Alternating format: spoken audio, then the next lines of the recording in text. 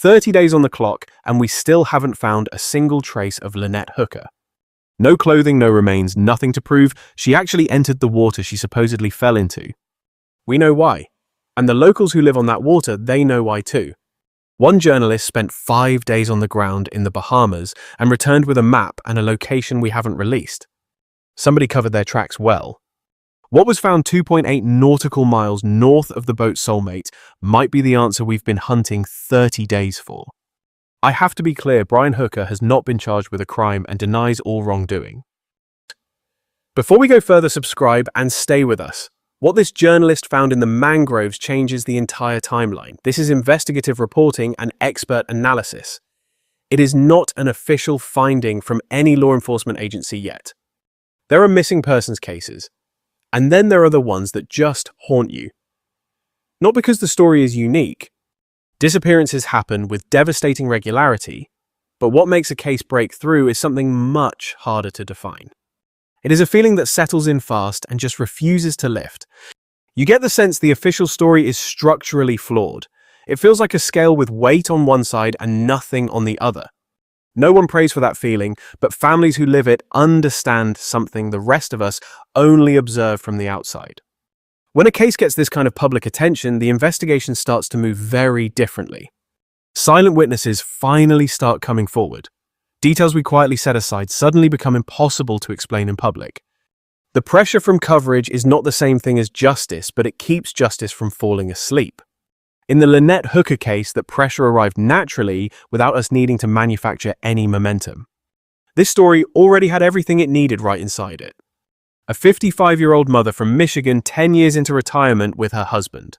From the outside, it looked like a dream. A 40-foot sailboat named Soulmate.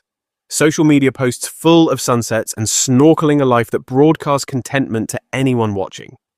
Then on the evening of April 4th, 2026, it all ended. Just a short dinghy ride across a shallow lagoon she knew well.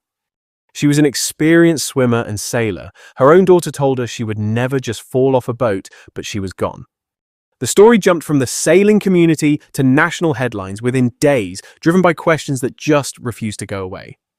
The husband's account of that night kept showing inconsistencies, and that water is simply the wrong kind for taking someone permanently. There was one detail the family shared with us that eventually went public. She had bought a one-way ticket home. She was leaving, but she vanished before she could board that plane. Beneath it all was a geographic impossibility we kept hitting. What exactly does it take for a body to just disappear in the Sea of Abaco? The lagoon is shallow, clear, and enclosed. We ran grid searches and full drift analysis. The Coast Guard flew overhead, dive teams worked the bottom, and we still have nothing. That means either the story of where she went in is wrong or we were never searching the right place. That is the question Ashley Banfield went to Elbow Cay to answer, spending 5 days measuring distances and talking to the locals. These people know those waters better than anyone who arrives from the mainland. She came back with a specific location, a specific distance, and the willingness to put her name on both. The map she drew points north, and that is exactly where you and I are going today. The Sea of Abaco is not the kind of water where people vanish and stay missing. It is a roughly 100-kilometer saltwater lagoon separating Great Abaco from the barrier cays, with Elbow Cay on the east. Shallow everywhere, only a few meters deep in most spots, with areas where boats drawing 4 feet are warned off entirely. The carbonate shelf is just that close to the surface, and no runoff enters from the surrounding islands. The water is completely saline and remarkably clear. On a calm afternoon, you can see the floor without even leaning over the rail. This is a marine highway, not a wilderness. Ferries run it daily along with charter boats and local traffic. The Sea of Abaco is watched and known. When Lynette was reported missing at approximately 4 a.m. on April 5th. The report didn't come in until 4 a.m., though the incident happened the previous evening. Our multi-agency response was immediate. The Royal Bahamas Police, the Defence Force, and the Hopetown Volunteer Fire and Rescue all assisted in our search. The Coast Guard conducted aerial sweeps while drift analysis experts ran models based on the time Brian provided. That data gave us the foundation for the search as my team tried to find any sign of Lynette in those waters. We focused on the location near Aunt Pat's Bay, analysing the tidal patterns and documented currents across that lagoon on the night of April 4th. Every simulation yielded identical results. Had Lynette entered the water exactly where Brian claimed, physics dictates she would have drifted toward the Sea of Abaco or its eastern coastline. Our search team swept that entire zone and found nothing. Stick with me because some people offered a very simple explanation. Sharks. The Abacos are home to some of the most vibrant reef systems in the Atlantic, teeming with diverse marine life. It is a fair question, but here is the truth. The Sea of Abaco is not a hunting ground for open ocean predators. This shallow, low-salinity lagoon simply does not attract the great whites or tiger sharks known for the complete consumption of a body. Even in those rare instances where shark predation occurs in the open sea, forensic evidence consistently proves that clothing fragments and biological traces eventually surface and wash up along the shoreline. Our investigative teams conducted exhaustive searches, covering every predicted drift zone with absolute precision. We found absolutely nothing. No clothing, no physical remains, not even a single fragment of evidence. The shark theory collapses when you consider the total lack of trace material in a lagoon searched by air and dive teams. What this lack of physical evidence tells us, and what our experts finally concluded, is that Lynette Hooker was never in the water we were searching. We moved our focus to solid ground solely because the open water provided us with no leads. This was no administrative move. Professionals only redirect to land when they suspect the subject was never in the water at all. That strategic pivot is exactly where our investigation truly begins. The water offered no answers. The question was where we should look next. Brian Hooker claimed to police that he and Lynette left the Abaco Inn at approximately 7:30 p.m. that night. They took their 8-foot dinghy across the Sea of Abaco toward their vessel, the Soulmate, anchored near Tahiti Beach at Aunt Pat's Bay. He described a rapid decline in conditions, reporting 20-knot winds and increasingly choppy, dangerous water. A sudden gale caught them. He claimed Lynette was steering when she was simply bounced right out of the boat. The safety lanyard went overboard with her, instantly killing the engine. He says he dropped anchor, lost an oar pin, and threw a cushion she never grabbed. He alleged the wind separated them so quickly that he completely lost sight of her just 10 minutes after the sun had finished setting. He shouted. Silence followed. He claimed he eventually paddled and drifted across the water to Marsh Harbor. He finally reached the boatyard in the early hours of Sunday morning, located a witness on the dock, and reported his wife missing. Police were not notified until 4 a.m. That gap between the incident and the report covers nearly the entire night. His story was simple, and together we are going to watch it fall apart. Surveillance footage we pulled clearly shows the couple leaving the inn and heading for the dock around 6:38 p.m. Not 7:30. On that specific evening, the sun did not set on Elbow Cay until 7:26 p.m. That time discrepancy is much more than a simple rounding error. If the couple left at 6:38, they were on the water in clear late afternoon daylight, not the heavy descending darkness that Brian's account requires. His whole narrative depends on the specific claim that visibility on the water was extremely poor, that the sun was gone, and that the darkness and currents conspired to pull them apart in an instant. But at 6:38 p.m. on April 4th, there was no poor visibility. It was golden hour and the lagoon was well lit. As Jim Todd told investigators, you simply do not lose sight of a person in the Sea of Abaco under those conditions. Todd was a first responder who helped Brian onto the search boat the next morning. He knew those waters well. His assessment was blunt. The chaotic conditions Brian described did not exist at 6:38 p.m. on a clear April evening. Now, you and I have to address that 9-hour gap, which Brian Hooker has never explained to our satisfaction. He claims he spent those hours paddling, drifting, and calling out for her. He says he fired flares from the dinghy and that the anchor lines tangled. His story supposedly accounts for the entire night. Yet it fails to explain why a man who just lost his wife didn't seek out the nearest boat, or any inhabited structure to call for professional help at the earliest possible moment. The Coast Guard, the police. Search and rescue teams could have been deployed within the hour. Instead, the call did not come through until 4 in the morning. You and I are looking at a massive, unexplained gap in time that the investigation has not yet publicly accounted for. This departure time holds a second, darker implication. Carly Allsworth was adamant that her mother never piloted the dinghy. Operating that outboard was always Brian's responsibility, never Lynette's. Brian's statement places Lynette at the helm specifically because his story requires the person at the controls to be the one who falls. If the daughter's account of their habits on the water is accurate, then the foundations of this case begin to crumble. The mechanics of her driving and somehow bouncing into the sea do not hold together under a professional investigative lens. Carly raised another point in an interview that simply does not fit into Brian's version of what happened that night.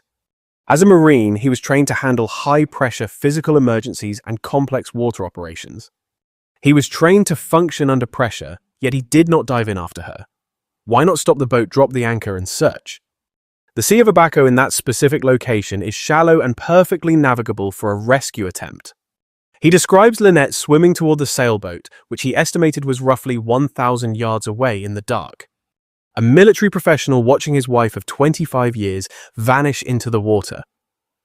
That contradiction remains a major red flag for us.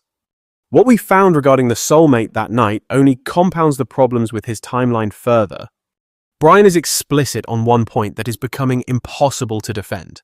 He claims they never reached the sailboat.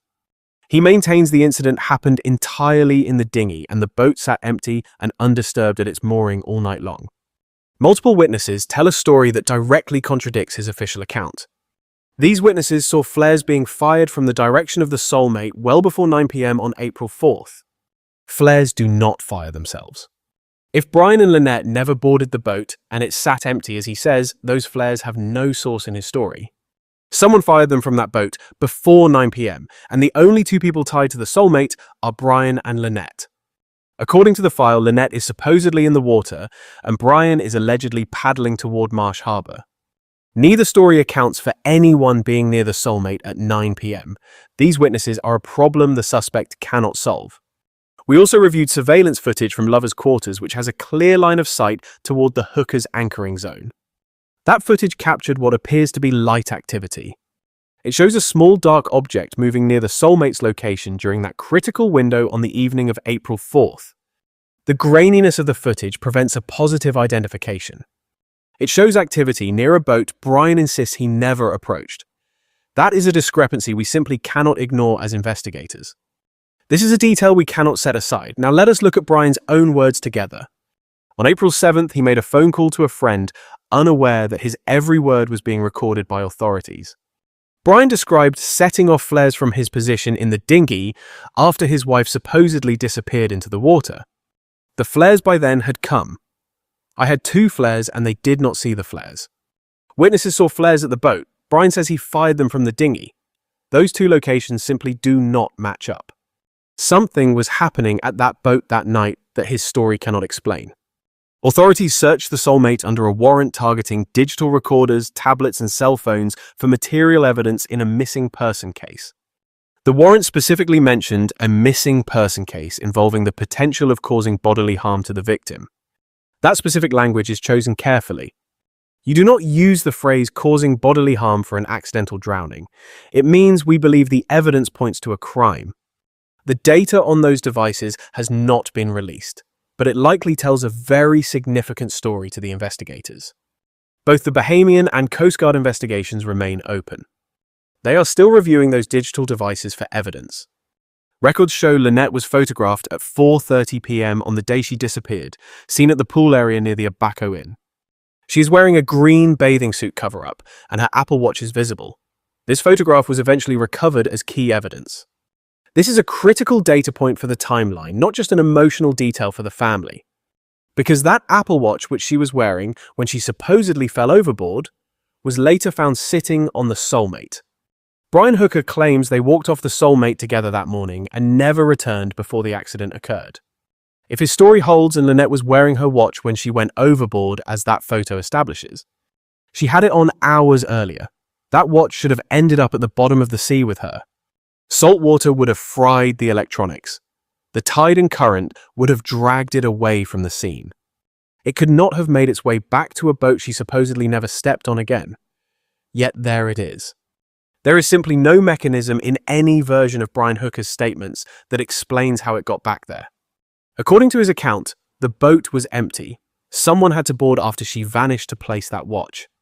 We spoke with her closest friend, Rachel Shaw. She backed up everything Lynette's mother had already told the team. In the weeks leading up to April 4th, things were not nearly as perfect as her social media suggested. She had made a choice. That one-way ticket home was not some random or spontaneous impulse. This was the result of something that had been building quietly and privately away from any camera lens. The woman in those sailing videos chasing manatees and sunsets had already decided her time there was over. The ticket was bought. She was ready to leave, but she never made it to that flight. This context is critical. It provides the motive we must address when investigating a husband's potential involvement. It links every piece of evidence together, the messy timeline and the strange activity reported on the soulmate. We seized the digital devices to build a clear map of what was driving events on April 4th. The final part of Brian Hooker's account to fall apart was the weather. He is a very experienced local. He is not some theorist reading a chart. He was physically out there on the water that night. He told investigators that the rough conditions Brian described with heavy chop and high winds just didn't exist. The Sea of Abaco does not get that rough without a major weather system moving through the area. There was no storm on April 4th. The conditions were nothing like what Brian claimed in his report. Let's look at the cumulative weight of this. Surveillance footage proves the couple left the dock much earlier. They left nearly an hour before Brian told us. It was February, broad daylight, not even close to dark. Flares go off on a boat he says was empty. An Apple Watch travels backwards through his timeline. We seized the electronics from the soulmate under a warrant that specifically cited evidence of serious physical harm. And the local experts who were on the water that night say the conditions Brian described were a lie. Taken alone, you might explain these things away. A bad memory or a mistake in timing it happens. Maybe a watch just gets misplaced. But these facts aren't coming from different cases or different suspects. They all point in exactly the same direction, and none of it is consistent with a simple accident. None of this lines up with a freak accident in a shallow lagoon in the middle of the Bahamas. This was the state of the case when Ashley Banfield landed on Elbow Cay. She wasn't starting fresh. She arrived after absorbing every public detail and was convinced that a real answer was waiting to be found. She believed the very geography of the Bahamas held a secret the public had not been told yet. She went to the island to find it, and she located it in a place my team hasn't cleared. 30 days in, and the investigation hasn't confirmed a search there. Elbow Cay is a 5-mile barrier island. Hopetown sits at the north end. It is full of old colonial buildings and narrow paths built for pedestrians. These lanes were made for walkers and golf carts. It is a working harbour active since the 1780s. That candy-striped lighthouse towers over everything. 120 feet of red and white visible for miles. It has been guiding sailors through these waters since 1863, one of the last manual lighthouses. It is a kerosene-burning light. Every sailor in the Abacos uses it to find their way home. But most tourists standing at the base of that lighthouse never look far enough to see what's beyond it.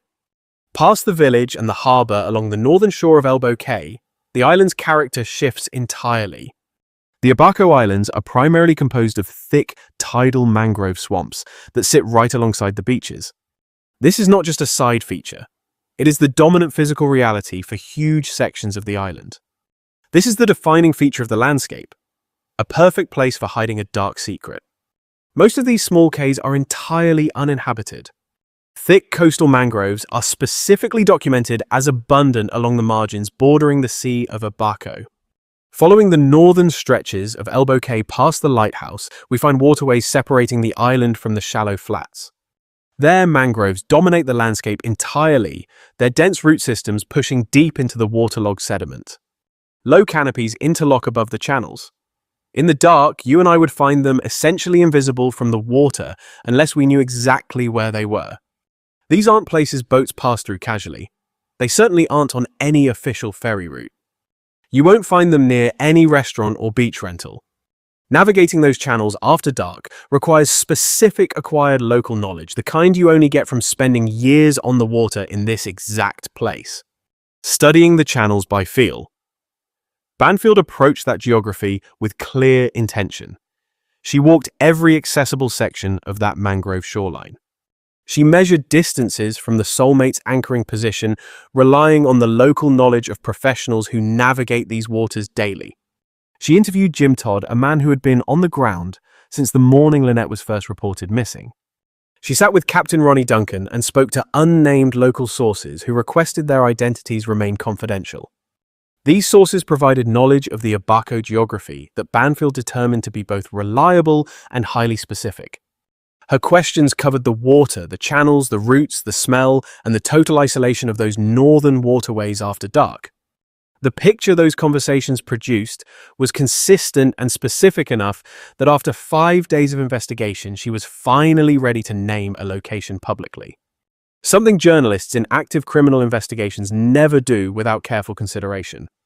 The location she named aligns perfectly with every verified data point we have in this case. It finally answers the geography problem created by the earlier Sea of Abaco searches.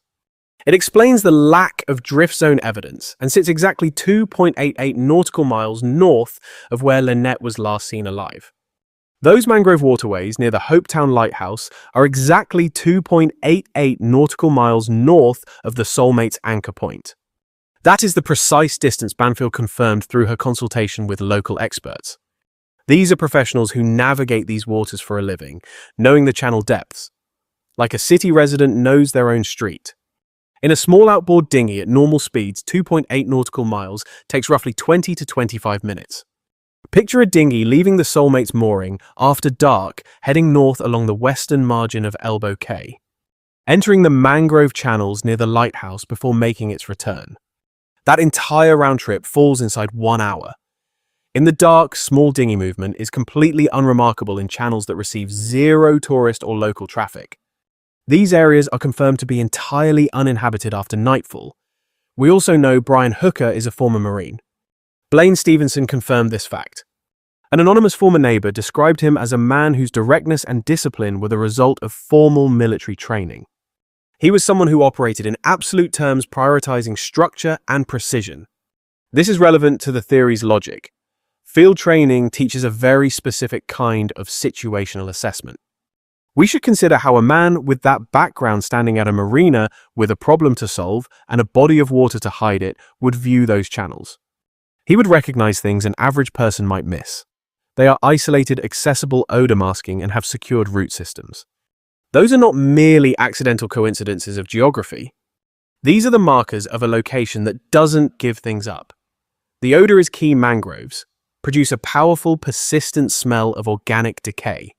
Sulfur and decay, the chemistry of biological matter breaking down in warm, oxygen-limited water. This smell is strong enough to define the entire ecosystem from a significant distance. Experts confirmed this natural environmental odor would effectively mask any other smells in the water column or the sediment below. Not because of anything added to the scene, but because of what the environment already produces on its own. The root systems are the one element of this theory that simply will not bend under interrogation. Mangroves grow with unique prop root architecture. Thick structural roots anchor the tree into the sediment, branching into dense interlocking lattices hidden deep beneath the water's surface. If you walk through these waterways, the roots are everywhere, creating a physical labyrinth in the sediment that has absolutely no equivalent in open water. In open water, tidal currents and shifting patterns move objects away over time. Eventually, decomposition gases bring any remains toward the surface. In my line of work, open water usually gives up its secrets, but these mangrove roots, they're built to stay quiet. When evidence enters a mature root zone, it settles deep.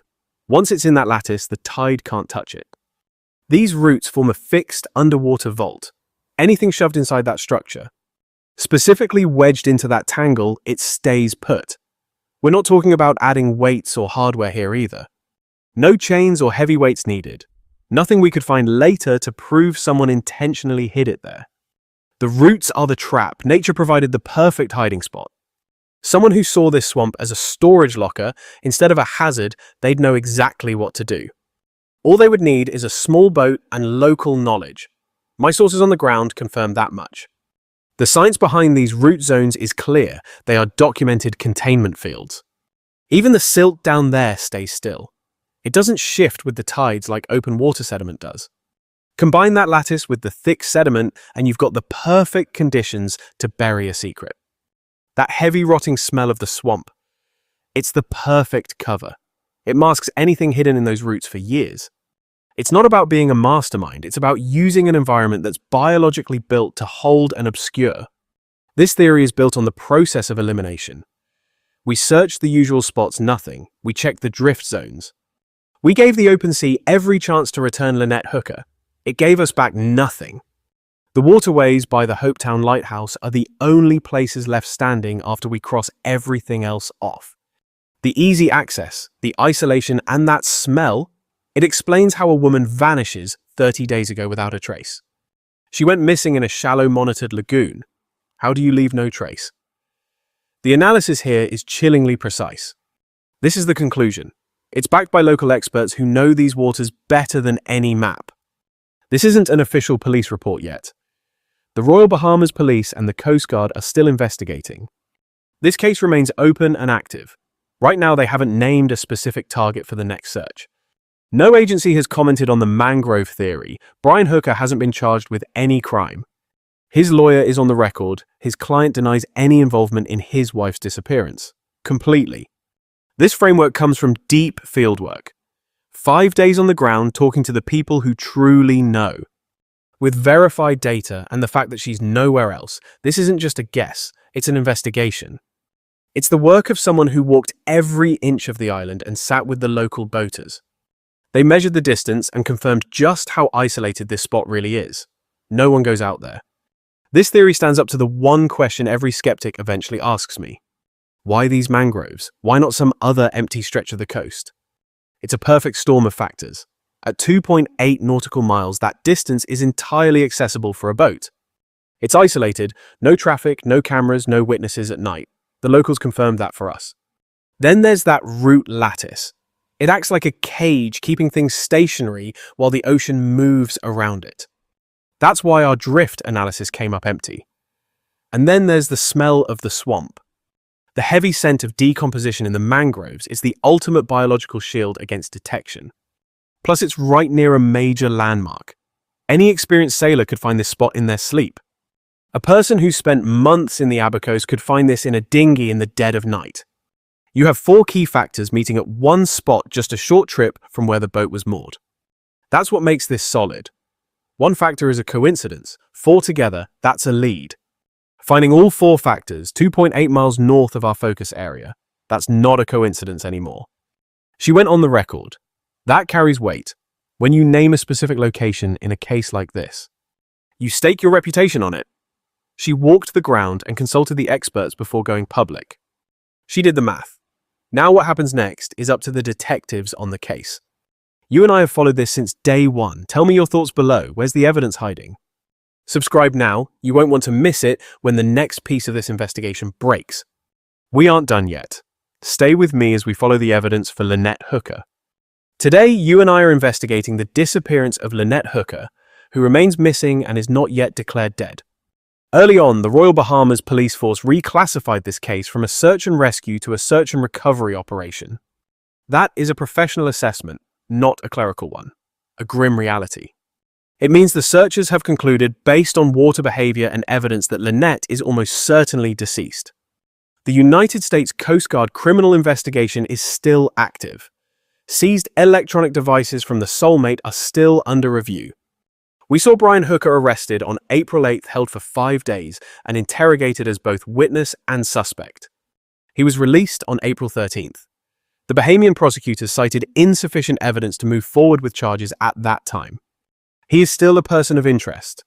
That is something the Royal Bahamas Police Commissioner confirmed to us explicitly. His release was a matter of Bahamian legal timelines, not a resolution of the case in his favor. Our investigation continues. He returned to the United States and hired a new defense attorney named Crystal Marie E. Hauer. She is based in Grand Rapids. His stepdaughter Carly stated publicly that his decision to leave broke his promise. It flew in the face of his public statements to the media and his commitments to Lynette's family. In interviews after his release, Brian said he would stay. He even cancelled his initial flight home. He told reporters he had renewed his visa and swore he would never stop looking for his wife. Within 24 hours, he was on a plane to Atlanta, citing a family emergency regarding his mother's health. Carly Ellsworth was blunt when asked about that move. She told the press it revealed his true character. Lynette's mother, Darlene Hamlet, told us that her daughter had actually purchased a one-way ticket home in the weeks before she disappeared. She was leaving. She had made her choice, but she never made it to the airport for that flight. Hamlet admitted to the press early on that she was relieved when she heard about Brian's initial arrest. She had not heard from him in days. She was rushing to get an emergency passport to join the search. She described a family that grew up on the water. Boating and swimming were second nature, not foreign skills. The idea that an experienced swimmer fell off an 8-foot dinghy in a calm lagoon is hard to believe. Her mother never found that story plausible. Neither did Rachel Shaw, a close friend who has now spoken out. Shaw confirmed the mother's account. In the days before April 4th, Lynette was not where the social media suggested. She had reached a turning point. She was ready to leave. That one-way ticket was no impulse purchase. That was a final decision. Her daughter Carly has held her ground on this since the very first day. She does not believe her mother fell. She has raised serious allegations of physical violence and choking. She told the press there is a history of Brian threatening to throw Lynette overboard and a pattern of strangulation. Brian denies all claims, but she has questioned every single detail of the official account he gave to us. She has been vocal and relentless, calling for a complete and honest criminal investigation into her mother's case. And she still asks the one question we cannot answer: where is her mother? Where is Lynette? The Abaco Islands are beautiful. That lighthouse has been guiding vessels home since 1863. The mangroves are all dark and dense at night. They do not answer to our biology or those searching from above. If the theory is right, Lynette is in those mangroves, 30 days later held fast by root systems that do not drift. She is hidden by an ecosystem that has been swallowing secrets long before our investigation ever began. It is a 25-minute trip from a mooring that sat silent and empty on April 4th. 2.8 nautical miles. You and I can see the distance between the official story and the evidence. Lynette Hooker is more than a headline. She was a woman who was planning to finally come home. Her mother was fighting for a passport to reach her. Her daughter refuses to stop asking the hard questions. Her friend knows she had made her choice. She had a ticket. She should have been on that plane. What do you and I think really happened on that boat? Tell us your theories in the comments. Every perspective matters. If you are not subscribed yet, do it now. When this case breaks, we will be right here. All information here comes from public records, including the Drop Dead Serious podcast and other investigative sources. The mangrove theory is an independent journalistic analysis. It is based on expert consultation, not a police finding. This is not an official finding from any law enforcement agency. As a detective, I'm making no assertions regarding any person's guilt or innocence. I am presenting this evidence for informational and documentary purposes only. If this story matters to you, share it. Visibility is what makes silent witnesses finally come forward. Which detail in this case haunts you the most? We are staying on this until Lynette is found.